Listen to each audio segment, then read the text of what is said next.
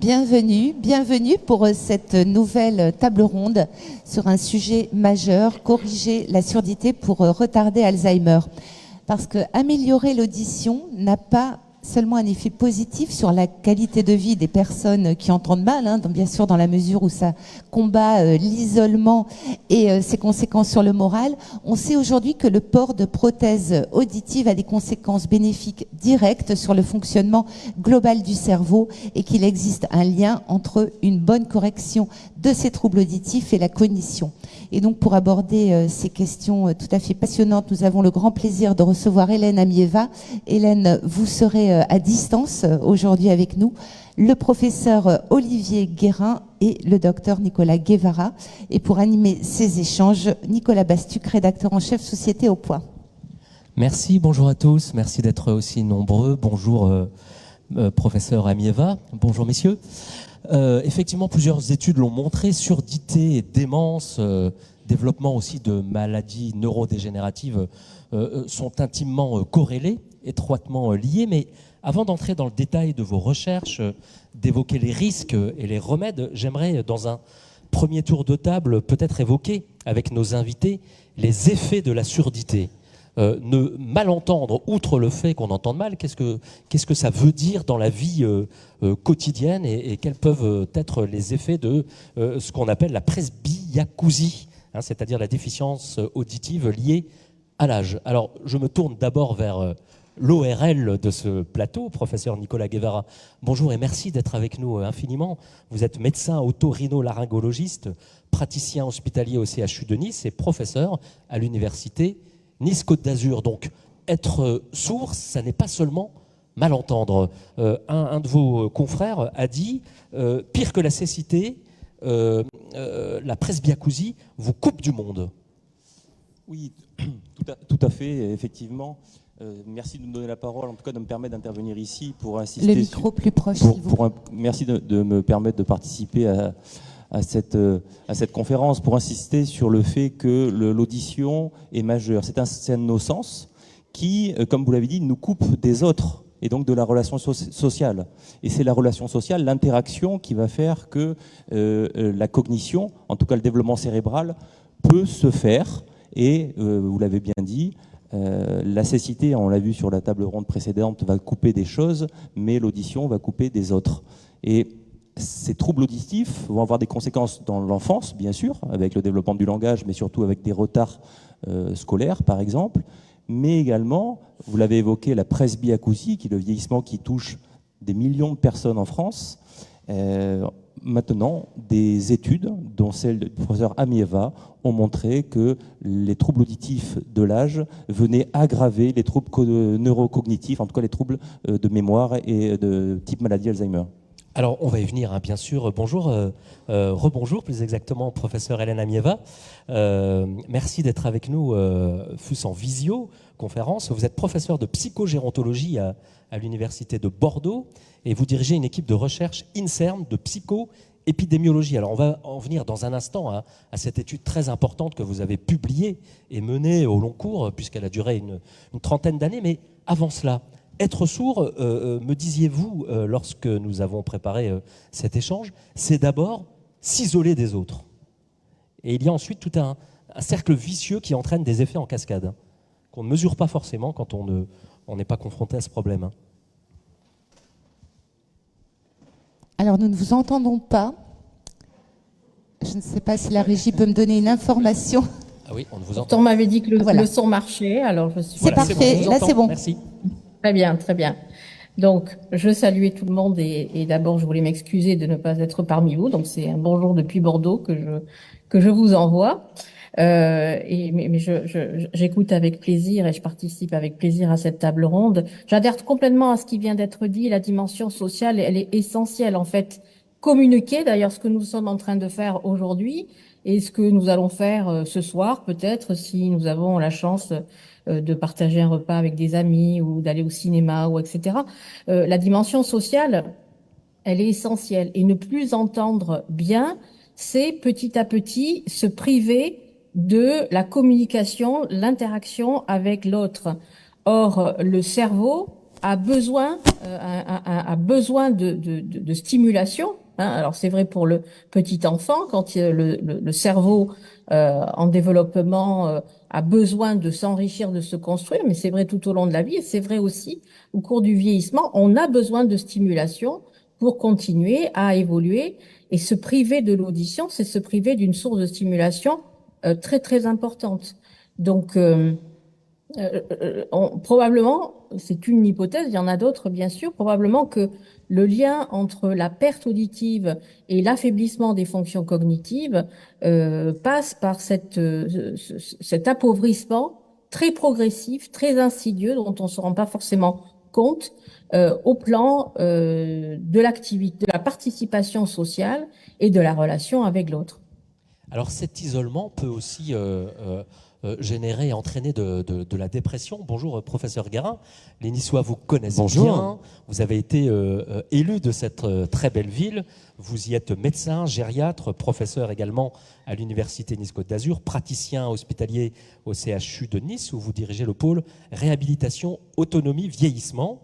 Vous êtes le vice-président de la Société française de gériatrie et de gérontologie. Alors effectivement, pour vos patients, mal entendre, être sourd, souffrir de presbyacousie, ça veut dire quoi dans le quotidien? Quel est le premier effet de ce handicap? Alors, ce qu'il faut bien comprendre, donc vous l'avez dit, je suis gériatre. La gériatrie, c'est une discipline médicale assez récente, hein, puisque objectivement, elle a été structurée au début des années 80 et dans une vision par le père fondateur, qui était un Américain, un Californien, qui s'appelait Rubinstein, et qui a bien montré que si on voulait avoir une trajectoire de vieillissement réussie, il fallait une analyse très holistique de tout ce qui fait la vie d'un être humain pour y arriver. Très global, voilà. Global. Et dans les domaines qu'il a décrits, le domaine sensoriel était un des 7 domaines initiaux qu'il fallait systématiquement regarder finalement quand on avançait en âge. Pourquoi? Parce que les organes sensoriels sont des organes qui vieillissent assez mal finalement. Ils ne sont pas conçus pour durer aussi longtemps que ce que l'augmentation de la longévité de l'espèce humaine sur les derniers 70 ans a été constatée finalement. Donc dans ce contexte-là, il a aussi, c'est ça le sens de la gériatrie, décrit que quand on s'affaiblissait sur ces domaines-là, dont le domaine sensoriel, dont l'audition, on augmentait par des effets extrêmement complexes de déstabilisation globale de ce qu'on appelle l'homéostasie, c'est-à-dire le fait qu'on arrive à vivre en régulant notre fonctionnement général. Quelle que soit la porte d'entrée d'un de ces domaines qui était touché, ça déstabilisait l'ensemble parce que le vieillissement, c'est une perte de réserve fonctionnelle et que du coup, quand on a quelque chose qui se dérègle, ça entraîne des conséquences sur tout le reste. Dans les autres domaines, vous avez par exemple l'état cognitif, l'état émotionnel, la dépression, l'état nutritionnel, les pathologies aussi, chroniques notamment, et que l'audition en tant que telle, lorsqu'elle est affaiblie, peut déstabiliser tout le reste. C'est ça qu'il faut comprendre dans ce qu'est le vieillissement. Et d'où l'importance de ne rien négliger. Et pendant longtemps, le déclin sensoriel a été plutôt négligé. Et dans l'opinion publique, on considère encore que finalement, entendre moins bien, c'est peut-être pas si grave, alors que ça l'est autant que le reste. Alors, entrons dans le vif du sujet. Plusieurs études dans différentes cohortes, dont la vôtre, professeur Amieva, ont montré que la presbyacousie, la perte donc des facultés auditives, entraînait un déclin cognitif plus important, l'âge venant. La surdité, surtout quand elle est sévère, est un puissant facteur de démence, me disiez-vous. Alors la première étude sur le sujet, c'est celle de Franklin, j'espère ne pas mal prononcer son nom, qui estimait qu'une perte d'acuité auditive de 25 décibels pouvait entraîner un vieillissement cognitif de 7 ans. Alors cette corrélation, ce lien entre perte auditive et aggravation de la perte des facultés cognitives ne fait plus débat dans la communauté scientifique. Les choses ont été bien montrées et largement démontrées. Oui, absolument. Il y a vraiment pas mal d'études maintenant qui l'ont montré. Vous avez cité l'étude de Franklin, la nôtre également. Ce sont souvent des études qu'on appelle épidémiologiques. Alors, en quoi ça consiste? Ça consiste à suivre un grand nombre de personnes âgées au cours du temps au cours de longues périodes, si possible, et c'est toujours mieux quand on a vraiment le recul, de longues périodes, plusieurs décennies dans certains cas, parce que étudier les trajectoires de vieillissement, c'est une des choses qui nous intéresse beaucoup, beaucoup dans notre équipe à Bordeaux, hein, c'est essayer de comprendre pourquoi les personnes vieillissent d'une manière aussi différente, pourquoi tant d'hétérogénéité dans les trajectoires de vieillissement, hein, Olivier Guérin le disait à l'instant, il y a une multitude de facteurs qui participent justement à cette hétérogénéité. Et ce qui nous intéresse, c'est justement de pointer ces facteurs et d'essayer de comprendre en quoi ils modulent, soit dans un sens positif, soit dans un sens négatif, le vieillissement. Et on s'est intéressé, parmi ces multiples facteurs, à la perte auditive. Alors, dans une des cohortes que nous menons depuis maintenant 30 ans, elle est en train de se terminer d'ailleurs, parce que on a démarré cette étude épidémiologique dans les années 90, ce qui nous permet d'avoir accès, de modéliser le vieillissement sur 30 années d'un grand échantillon de personnes, il y avait au départ près de 4000 personnes âgées de 65 ans et plus. Et puis, parmi les choses qu'on essaie de caractériser, hein, on essaie vraiment d'évaluer au sens le plus large ces personnes, au plan sociodémographique, mode de vie, sur le plan de la santé physique, mentale, cognitive, etc. Et donc, on arrive comme ça à isoler des personnes qui présentent des profils un petit peu particuliers, et notamment ceux qui déclaraient avoir une perte auditive qui les gênait dans leur quotidien. Et donc, en suivant ces personnes au cours du temps, puisque le principe, encore une fois, c'est de les suivre et de les évaluer tous les 2-3 ans pour pouvoir justement avoir accès à ces trajectoires de vieillissement, on s'est rendu compte que lorsqu'on compare les trajectoires de déclin des fonctions cognitives de ces personnes qui disaient subir une diminution de l'activité cognitive, eh bien, ces personnes présentaient un vieillissement accéléré, hein, une pente de déclin qui était plus importante que les personnes qui ne disaient pas, qui ne rapportaient pas de gêne auditive, ou en tout cas une gêne vraiment minime, qui ne modifiait pas en quelque sorte leurs activités au quotidien. Donc le fait de présenter une gêne auditive, une diminution de l'acuité auditive, était associé donc à un vieillissement accéléré, une pente de déclin accélérée au cours du temps, et même à une augmentation du risque de démence.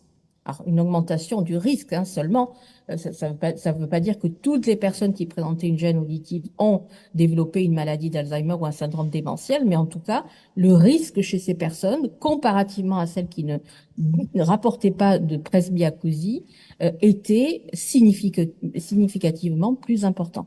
Alors, Et donc, professeur, ce résultat, comme vous dites, nous l'avons montré, d'autres cohortes l'ont montré. Donc, aujourd'hui, c'est un lien qui ne fait, comme vous le disiez, plus débat. alors on va revenir dans un instant sur vos travaux passionnants et on parlera de la maladie d'Alzheimer. Mais avant cela, professeur Guevara, ORL à Nice, effectivement, vous avez pris connaissance de ces études. Elles ne sont plus discutées. Il y a un lien direct entre les risques de démence et la perte auditive, pour dire les choses simplement. Oui, tout à fait. Donc j'irai même plus loin. Et pour compléter ce que vient de nous dire le professeur Guérin, le professeur Mieva, c'est que des modèles ont été faits aussi pour estimer la valeur, en tout cas la proportion de la surdité ou d'autres facteurs de risque de démence, comme les troubles cardiovasculaires, le manque d'éducation dans la jeunesse, c'est que la surdité, finalement, est un facteur de risque modifiable et qu'on peut modifier assez facilement. Encore faut-il aller consulter, s'en rendre compte. Et je rajouterai juste, c'est que je ne voudrais pas faire peur à tout le monde. Le risque de démence est augmenté aussi de façon proportionnelle par rapport au degré de surdité. Donc le risque est beaucoup plus important dans le cas de surdité sévère que dans le cas de surdité légère. Et on y reviendra dans un instant. Même pour les surdités sévères, me disiez-vous, oui, il y a des solutions et la médecine a des remèdes à offrir. Exactement. Il y a même un lien aussi avec la mortalité. Oui, et encore plus étonnant, pour aller encore plus loin, oui, surdité, démence, et une étude récente vient de montrer que la surdité était un facteur de risque indépendant par rapport aux autres facteurs de risque de mortalité. Et là aussi, plus la surdité est importante, plus il y a un risque de mortalité important. Ça peut être lié au fait que, au niveau, on consulte peut-être moins, on s'isole, on va avoir donc des faiblesses musculaires, un manque d'activité physique, un plus grand risque de chute. Vous voyez, c'est une cascade, en fait, qui peut amener un risque de mortalité augmenté. Alors, professeur Guérin, vous connaissez ces études et vous les validez, si j'ose dire. Enfin, il n'y a plus de débat et les choses sont maintenant scientifiquement établies, démontrées, grâce aux différents travaux, dont ceux du professeur Amieva. Ah oui, puis là vous me donneriez un pouvoir un peu trop important que ça soit moi qui valide ou pas des études scientifiques qui ont été publiées dans des grandes revues. Donc oui, c'est totalement validé. Ce qu'il faut bien comprendre, c'est que depuis une vingtaine d'années, depuis qu'on s'intéresse du fait de l'augmentation forte de la longévité de l'espèce humaine, à qu'est-ce qui peut améliorer les trajectoires de vieillissement, il y a un élément, et c'est un médecin qui le dit, alors vous imaginez bien, parce que pour le coup on n'a pas de pilule, un élément qui ressort de manière extrêmement puissante, c'est le sentiment d'utilité sociale. Le sentiment d'utilité sociale. Quand on se sent utile socialement, que ce soit parce qu'on a encore une activité, je sais pas, associative, peut-être professionnelle, ou d'aide familiale, en tout cas quand on a la conscience qu'on est utile, la puissance que ça a sur votre trajectoire de vieillissement est incroyable. Et on voit bien que, j'en reviens à ce que je disais sur Rubinstein en 84, quand on regarde tous ces domaines dont je vous parlais, la cognition, la marche, l'équilibre, la nutrition, le stress-anxiété, le sensoriel, dès qu'il y en a un qui est touché, ça débobine les autres, je vous ai dit. Et que c'est ça ce qu'on appelle le déconditionnement lié à l'âge. La surdité, c'est un puissant isolant social. Et quand on facteur de voit derrière, désocialisation. exactement. Oui.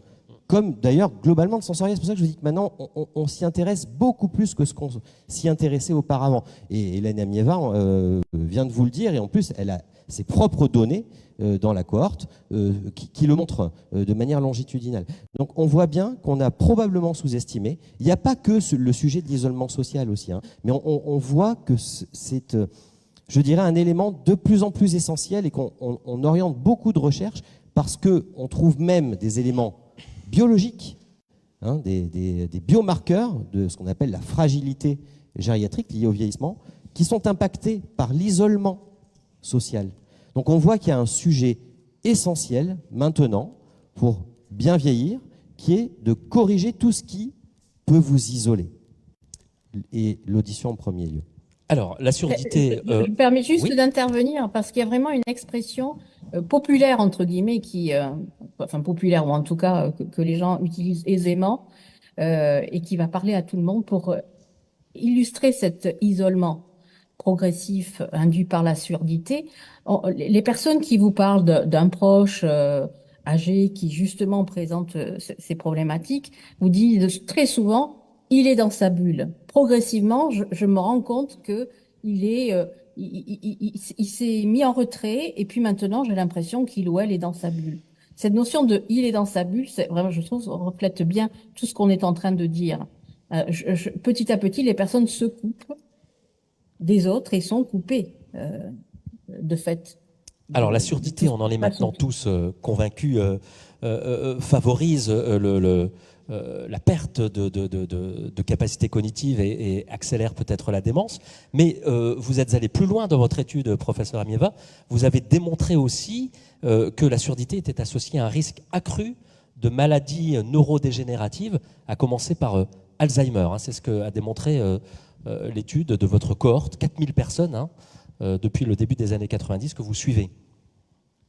Oui, donc ça reprend tout à fait ce qui vient d'être dit. Oui. Il y avait chez ces personnes qui présentaient une presbyacousie au cours des 20 années qui suivaient un risque majoré de développer une maladie d'Alzheimer, un risque majoré également de présenter une dépression ou un état de dépendance indépendamment d'une maladie neurodégénérative. Donc des événements de santé qui sont bien sûr tout sauf négligeables. C'est ce que montrait cette étude et c'est ce que, encore une fois, ont montré d'autres études également. On n'est pas les seuls à l'avoir montré, donc ça reprend tout ce qui vient d'être dit. Alors, j'aimerais, oui, professeur, que nous entrions un petit peu dans le mécanisme scientifique. Par quel mécanisme précisément le fait de mal entendre, de perdre l'audition, d'être sourd, peut entraîner un déclin cognitif? Il y a une espèce de cercle vicieux. Isolement social qui entraîne isolement sensoriel, qui aboutit à une mise à l'écart, etc. Quelle est la chaîne, la réaction en chaîne qui se produit? Oui, effectivement, on l'a bien dit, c'est être dans sa bulle. Donc, être dans sa bulle, c'est l'isolement sensoriel qui fait qu'il va y avoir un appauvrissement des stimulations et on comprend bien la cascade qui en découle. Au départ, on pensait qu'il y avait aussi simplement une cause commune de vieillissement. Hein. L'audition vieillit, le corps vieillit, tout vieillit ensemble. Mais les études comme celle du professeur Amieva ont montré que la correction auditive ralentissait ce vieillissement. Donc, il y a probablement d'autres facteurs qui peuvent jouer sur le vieillissement et maintenant on en est convaincu. Et il n'y a pas a priori que l'appauvrissement sensoriel qui va participer à ce vieillissement accéléré cérébral. C'est ce que nous appelons l'effort d'écoute. En fait, quand on commence à perdre de l'audition, et ceux qui commencent à le perdre vont se reconnaître, puisqu'on commence à être gêné à quel moment? On commence à être gêné dans le bruit, quand plusieurs personnes parlent en même temps, au restaurant, dans les repas de famille. Et là, c'est les premiers signes de vieillissement. Et en fait, qu'est-ce qui se passe? On va avoir un effort d'écoute augmenté, ce qu'on appelle la charge cognitive. On va se concentrer sur ce qui est en train d'être dit, on va essayer de lire sur les lèvres, et donc ça va demander un effort cérébral plus important pour la compréhension du message sonore important. Le problème, c'est que le cerveau va dépenser trop d'énergie en fait pour le décryptage, le décodage pur et simple, et toutes les autres zones cérébrales qui vont servir à la mémorisation auditive notamment, mais aussi à l'analyse de la situation, aux critères de jugement, à la répartie, toutes ces autres zones vont être, elles, au repos. Et donc, finalement, un des facteurs aussi qui explique la surdité, les troubles cognitifs, sont cette charge cognitive trop importante en rapport avec la surdité. Trop d'énergie, trop de capacité mobilisée pour essayer de comprendre l'autre, au détriment effectivement des autres fonctions cognitives.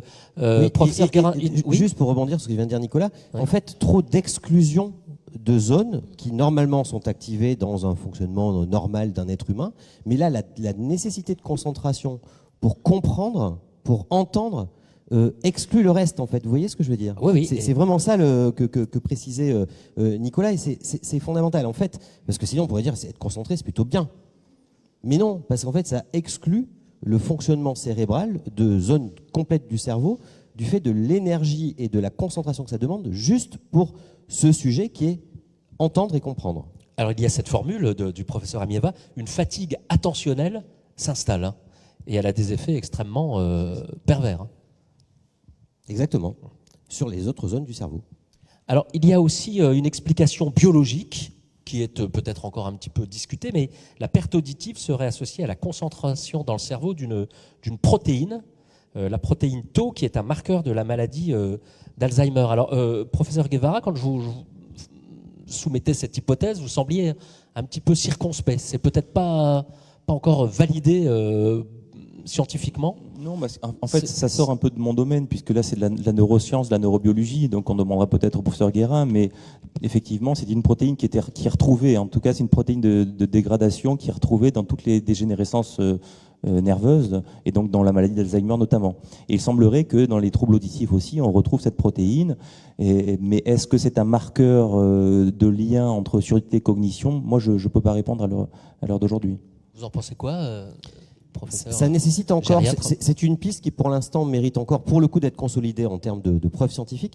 La protéine Tau, c'est une protéine qu'on a tous, hein, c'est normal, parce qu'elle constitue une partie de nos neurones, et notamment du tube qui permet le transfert du signal. Hein. Donc la protéine Tau, c'est normal. Simplement, il y a tout un champ de pathologie, parce que cette protéine Tau peut être dégradée, abîmée, par des mécanismes d'hyperphosphorylation. En fait, elle est abîmée, et c'est ça qui provoque tout un champ de maladies, dont la maladie d'Alzheimer.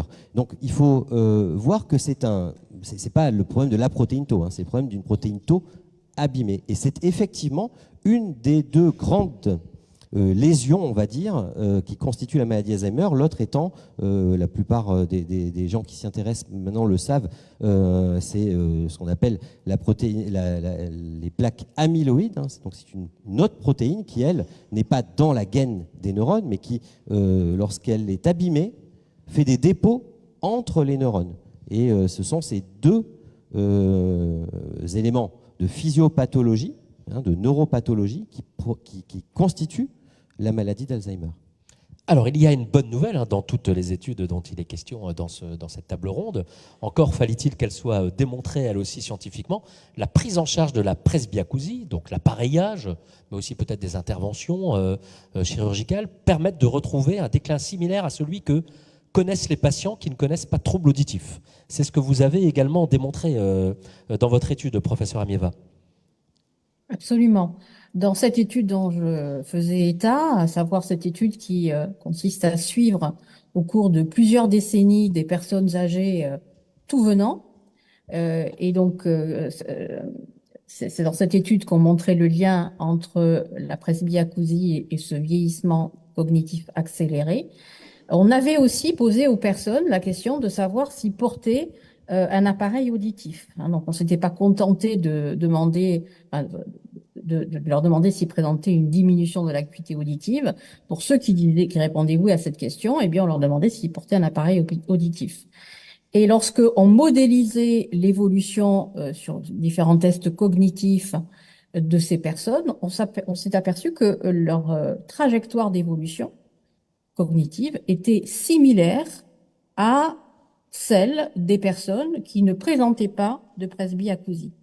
Donc, dit autrement, le vieillissement cognitif accéléré, on l'observait chez les personnes qui présentaient une presbyacousie, mais seulement chez celles qui présentaient une presbyacousie et qui n'étaient pas corrigées. Chez les personnes qui portaient un appareil auditif, alors il n'y avait plus du tout de différence entre l'évolution cognitive et les personnes qui n'avaient pas de troubles auditifs. Donc c'était un résultat évidemment très intéressant et c'était la même chose qu'on observait relativement au risque de démence et de maladie d'Alzheimer. La majoration du risque de maladie d'Alzheimer qu'on observe chez les personnes qui présentent un trouble de l'audition, on ne l'observe plus chez les personnes qui non seulement ont un trouble de l'audition, mais qui portent un appareil auditif. De nouveau, le risque de maladie d'Alzheimer est similaire. Il n'est pas du tout, bien sûr, égal à zéro, parce que plus on vieillit, malheureusement, et plus on a un risque de développer ce type de maladie. Mais en tout cas, il était tout à fait équivalent à une personne qui ne présente pas de trouble de l'audition. Donc, des résultats très, très positifs qui montrent, cette conclusion, malheureusement, on ne peut pas la faire très, très souvent. On a souvent tendance à mettre le doigt sur des facteurs de risque de développer telle ou telle maladie en vieillissant, des facteurs de risque qui sont pas toujours très très faciles à modifier. Là, en l'occurrence, c'est un facteur de risque qu'on appelle modifiable, et donc on a tendance évidemment à accueillir ce type de résultat avec optimisme parce que oui, on peut faire quelque chose pour réduire le risque de maladie d'Alzheimer et notamment bien prendre en charge la santé auditive. Alors le surrisque donc disparaît chez les patients appareillés, confirme le professeur Amieva. Il y a une autre étude publiée en 2021 par The Lancet et qui conclut ainsi: le traitement de la perte auditive est un outil puissant pour protéger les fonctions cognitives à un âge avancé. Vous confirmez, professeur Guevara? Oui, tout à fait. Et là, l'étude du professeur Amieva a duré 30 ans, donc on voit que sur la durée, il y a un effet. Mais on pourrait se demander si à court terme, il peut y avoir un effet également. Et une étude récente de Franklin, beaucoup plus récente que l'étude Princeps de 2011, qui avait mis le feu aux poudres, si je puis dire, a montré que ce facteur de risque modifiable à surdité était d'autant plus important chez les patients qui avaient d'autres facteurs de risque, notamment des facteurs de risque cardiovasculaires. Et cette étude a montré que sur une période de 3 ans seulement, le fait de corriger l'audition, en plus, en tout cas chez cette population déjà à risque, avec notamment des facteurs de risque cardiovasculaires, avait un effet très important. Alors que le reste de la population, qui avait une surdité mais pas les autres facteurs de risque, à 3 ans, il n'y a pas de différence. Donc on voit qu'il y a, dans certains cas sélectionnés, c'est là aussi que ça peut être important, dans les patients qui sont en souffrance pour d'autres raisons, diabète, pathologie vasculaire ou d'autres lésions, d'autant plus important de les appareiller. Ça, c'est, me semble-t-il, très très important. C'est ce que vous disiez, professeur Guérin, c'est un risque réversible, modifiable, sur lequel on peut agir, et c'est le plus significatif. 8% devant le diabète, l'hypertension, la dépression et l'obésité. Oui. Alors c'est peut-être le moment de délivrer un message de santé publique et de prévention. Si on a des problèmes auditifs, il est urgent de se prendre en charge et de corriger ça. Ben là, je pense que tout le monde l'a bien compris. En termes de qualité de vie, mais aussi... En tout cas, j'espère que vous l'avez tous surtout entendu, en l'occurrence. Merci. J'ai quand même un autre message. C'est qu'on voit là la puissance de la correction d'un des éléments dont je vous parlais qui déstabilise l'ensemble quand on vieillit au tout début. Mais en fait, la fragilité liée au vieillissement n'est pas une fatalité, ou en tout cas pas complètement, du tout. Elle est réversible assez souvent et avec plein de types d'interventions comme l'appareillage auditif. Mais on a plein d'autres armes qui sont des armes en fait de prévention pour le vieillir en santé finalement. Et le bien vieillir, et donc retarder aussi la perte d'autonomie. L'activité physique adaptée, les interventions nutritionnelles, la bonne gestion du stress et de l'anxiété, la stimulation cognitive. Vous voyez, on a plein d'armes maintenant. Et puis n'oubliez pas, surtout, l'utilité sociale. Il faut se rendre utile. C'est terrible de ne pas se rendre utile, parce que c'est ça qui fait que derrière, encore une fois, on débobine tout notre état général, et que c'est vraiment très important de comprendre que cette vision d'approche holistique, puisqu'on a déjà traduit au début le mot, et d'intervention multidomaine, c'est-à-dire qu'il n'y a pas de fatalité. Il n'y a pas de fatalité. Je vous donne un autre exemple.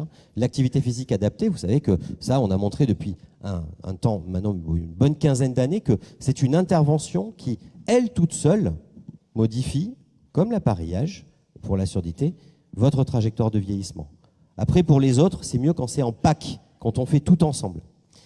L'activité physique adaptée, pourquoi on a montré que ça marchait? Parce que même à 80 ans, ou à 85 ans, ou à 90 ans, on peut refaire du muscle. Or, l'activité physique permet de faire du muscle, qui est la réserve de protéines, qui vous permet de résister en cas de coup dur, que ça soit la grippe ou tout ce que vous voulez. Ce qui permet de résister, c'est d'avoir un stock de protéines suffisant, et ça, c'est le muscle, et ça, c'est l'activité physique. Et qu'on ait 20 ans ou 90 ans, l'activité physique vous permet de refaire du muscle, à condition, vous voyez le côté holistique et global, d'apporter par la ration alimentaire le nombre de protéines qui va bien, et puis pour bien discuter avec son boucher, un appareil dans les oreilles, parce que sinon, on ne sait pas quel conseil de morceau de viande il va vous donner. Alors, pas trop de viande aussi. Avoir un... De la protéine, quand même. Certes, on a le péril environnemental, je veux bien, mais la protéine, c'est essentiel, surtout quand on commence à prendre de l'âge. Mais aussi... Et la protéine, ça peut être des œufs, du poisson, ce que vous voulez. Mais la protéine animale est nécessaire. Avoir un rôle, occuper une place, ça, je crois que c'est une parole assez forte, quel que soit l'âge et quelle que soit cette position que l'on occupe dans la société. J'en reviens à la surdité, professeur Guevara. À partir de quand doit-on, non pas s'inquiéter, mais se dire qu'il y a un problème? Quels signes doivent nous alerter? Donc c'est peut-être la question de la prévention et du dépistage. Et ensuite, quelles sont les solutions, outre l'appareillage, qui s'offrent aux patients souffrant de presbyacousie? Des études ont montré qu'il y a environ 7 millions de Français qui souffrent de surdité, et la moitié de ces personnes ont plus de 65 ans. Donc on voit qu'effectivement la presbyacousie, le vieillissement apparaît vraiment avec l'âge. Il faut commencer à imaginer qu'on peut être gêné même bien avant, à partir de 50-55 ans, et je l'ai dit tout à l'heure, c'est vraiment la gêne dans le bruit qui doit alerter. Bien sûr, on monte le son de la télé également, on fait répéter, voilà. La gêne dans le bruit, c'est-à-dire la gêne dans le bruit, c'est-à-dire que on est en train de regarder un film, il y a du bruit à côté, quelqu'un se met à parler, on n'entend plus ce qui se passe. Ah oui. Voilà. Donc on s'en rend compte de troubles de compréhension dès que le signal sonore est gêné par du bruit environnant. Ça, c'est un des premiers signes. Et effectivement, les pouvoirs publics sont emparés de ça. Pourquoi? Parce qu'il y a un enjeu sociétal, mais un enjeu de santé publique majeur, puisque le coût des démences et de la prise en charge de patients déments est en pleine croissance, et on veut tout faire pour freiner ça. C'est la prévention qui va permettre de faire des économies, et puis surtout peut-être de limiter le nombre de médecins, puisque à terme, on n'aura peut-être pas assez de médecins pour s'occuper de tout le monde. Donc la prévention est majeure. Et depuis 2018, la loi 100% santé, les appareillages auditifs sont devenus pour certains pris en charge complètement. Donc ça a été une avancée majeure puisque avant 2018, donc ça a mis 3 ans à se mettre en place, donc on va dire plutôt 2021, mais depuis 2021, on a un trouble auditif, on a besoin d'une prothèse, on peut avoir une prothèse prise en charge à 100% par la Sécurité sociale française. Ça, c'est assez important à préciser. Et il ne faut pas croire que ces prothèses qu'on appelle des prothèses de classe 1 sont des prothèses bas de gamme. Ça reste de très bons appareils, ces appareils de dernière génération qui ont 2-3 ans d'ancienneté, mais il vaut mieux avoir un appareil de classe 1 que pas d'appareil du tout pour les gens qui n'ont pas assez de moyens pour se payer des appareils, on va dire, de classe 2. Mais c'est un peu comme les téléphones, donc ça évolue très vite. Alors pour les surdités plus graves, plus sévères, il y a des solutions également qui sont plus chirurgicales. Il faut en dire un mot rapidement. Oui, rapidement. Oui. Parce que tout à l'heure, on a vu, pour ceux qui étaient là, les implants rétiniens. On voit qu'on est au tout début de ces implants rétiniens, que ça n'apporte pas vraiment de solution très, on va dire, spectaculaire sur la récupération de la vision. Par contre, les implants cochléaires, c'est le même principe. On va stimuler électriquement le nerf auditif. Et là, c'est une technologie qui existe depuis la fin du XXe siècle et qui est une véritable révolution, puisque ça a été mis en place chez des enfants qui naissaient sourds, et ces enfants-là retrouvent une audition qui leur permet d'avoir une éducation comme un normand-entendant. Et chez l'adulte qui a une surdité tellement importante que les appareils auditifs ne permettent plus de corriger cette surdité, les implants cochléaires vont leur permettre de retrouver une audition permettant une vie sociale, même si l'audition n'est pas totalement normale, mais leur permet vraiment de pouvoir rééchanger, recommuniquer, se réinsérer, soit avec la famille, avec les amis, dans la société, ce qui est un élément majeur, tu le disais Olivier. Alors appareillez-vous si vous avez des difficultés, tel est le mot d'ordre, mais malheureusement il y a encore beaucoup de prévention, pas la prévention positive, mais de prévention au sens de crainte, de frein à se faire appareiller, beaucoup de stigmatisation aussi.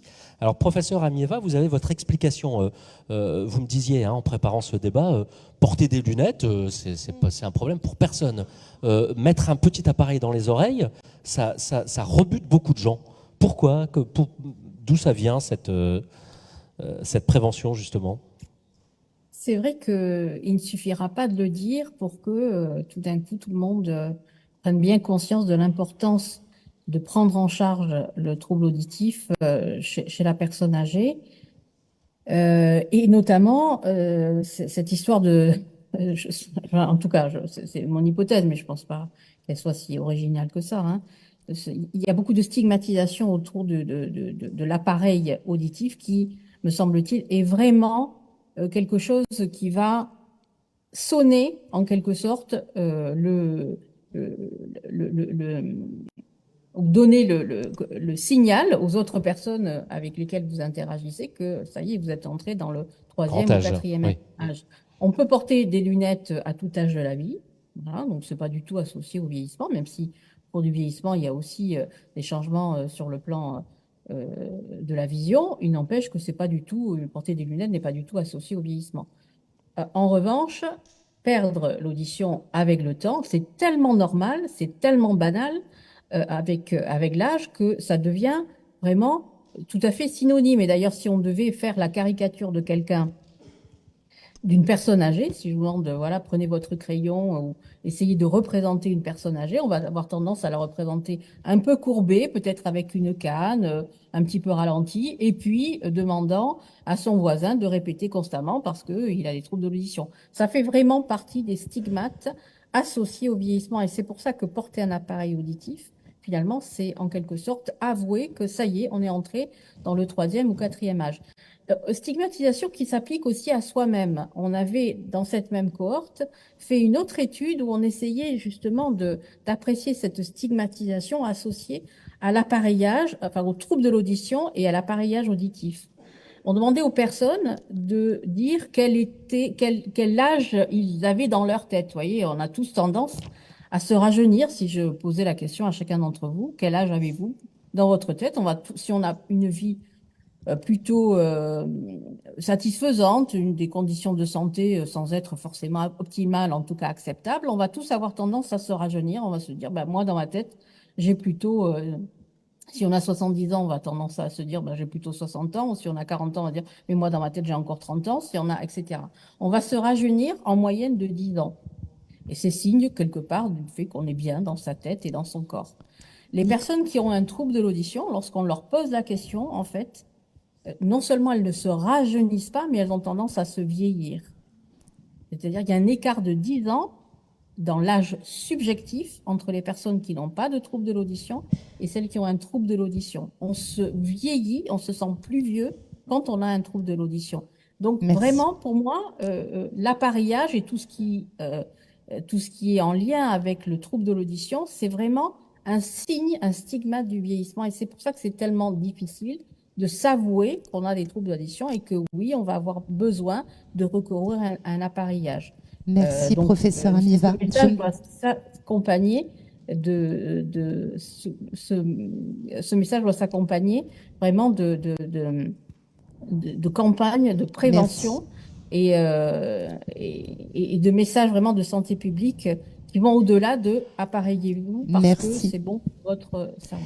Je me permets de vous interrompre. Vous me le pardonnerez de manière à ce que le public puisse poser une ou deux questions. Donc n'hésitez pas à lever la main.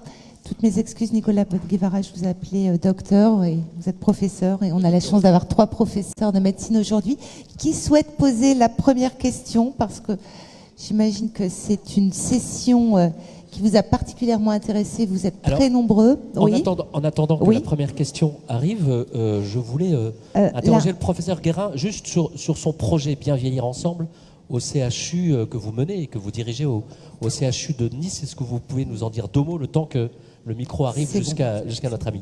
Oui. Alors du coup, en vraiment 10 secondes, alors qu'il me faudrait à peu près 6 heures, vous êtes des Azuréens heureux, j'espère, et j'espère que vous le serez encore plus parce qu'on va lancer un grand programme, une grande cohorte interventionnelle en prévention pour le vieillir en santé et en autonomie. 30 000 Azuréens de plus de 55 ans. Le premier Azuréen inclus sera un Niçois d'ailleurs le 29 mars. Une cohorte très holistique, comme on l'a dit, bio, clinico, psycho, socio-environnemental. J'ai pas le temps là de vous expliquer tout ça, mais avec 2 fils rouges aussi, le sujet de l'accessibilité, qu'elle soit sociale, digitale ou géographique, à ces parcours de prévention, et le sujet de ce que les Européens appellent l'empowerment, c'est-à-dire la motivation. La prévention ne fonctionne que si on est motivé à le faire. Et on a beaucoup de recherches encore pour activer ces leviers de motivation. Donc vous voyez, et avec vraiment de l'intervention. Donc vous aurez de l'activité physique adaptée associée à de la correction sensorielle. Et puis on regardera aussi un petit peu ce qui est, pour ceux qui le souhaitent, les biomarqueurs de fragilité en métabolomique, en exposome, pour regarder l'impact de l'environnement. Enfin bref, j'aurai l'occasion de vous en reparler, mais ce sera une des plus belles cohortes européennes, interventionnelles, qui nous permettra à la fois de faire de la description, ce qui est le but des cohortes, Hélène Amieva vous l'expliquait au tout début, mais avec là, cette fois-ci aussi, de l'intervention et le lien avec les parcours de soins. Alors une question. Merci, alors on va pouvoir ne prendre qu'une question, madame, on vous écoute. Oui, bonjour, je voudrais savoir s'il est possible de ralentir la perte d'audition, est-ce qu'on peut avoir une bonne hygiène de vie ou est-ce que c'est un phénomène inexorable, indépendant de notre volonté? C'est un peu des deux, mais c'est comme le vieillissement global, les facteurs de risque cardiovasculaire sont très importants puisque l'oreille interne est vascularisée par des tout petits vaisseaux et tout ce qui va entraîner une souffrance microvasculaire peut accélérer le vieillissement. Et bien évidemment, les traumatismes sonores. Donc la prévention, elle commence dès la jeunesse pour éviter d'écouter la musique trop fort, les boîtes de nuit et aussi au niveau professionnel, tout faire pour les gens qui travaillent dans le bruit, d'avoir des protections adaptées. Puisque le trauma sonore aigu ou chronique sont des facteurs de vieillissement bien reconnus également au niveau auditif. Très bien. Alors, on va peut-être prendre une deuxième question. On va demander une question courte et une réponse courte. S'il vous plaît. Bonjour, madame. Bonjour. Moi, je voudrais savoir si le zona mi-face peut atteindre l'audition. Merci pour cette question. Oui, on sort un petit peu du sujet, mais le zona peut toucher les différents nerfs qui passent dans l'oreille, donc le nerf facial et aussi le nerf de l'audition et le nerf de l'équilibre. Voilà. Question courte, réponse courte. Merci beaucoup. On vous applaudit une nouvelle fois. Merci pour toutes ces informations. Merci beaucoup, Nicolas. Merci, professeur Amieva. Vous êtes à distance.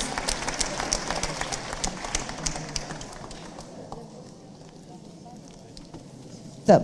Juste une information, donc il y a une signature d'ouvrage, la signature de l'ouvrage d'Alexia Belleville, donc qui a animé un atelier et que vous pouvez retrouver donc à l'espace librairie.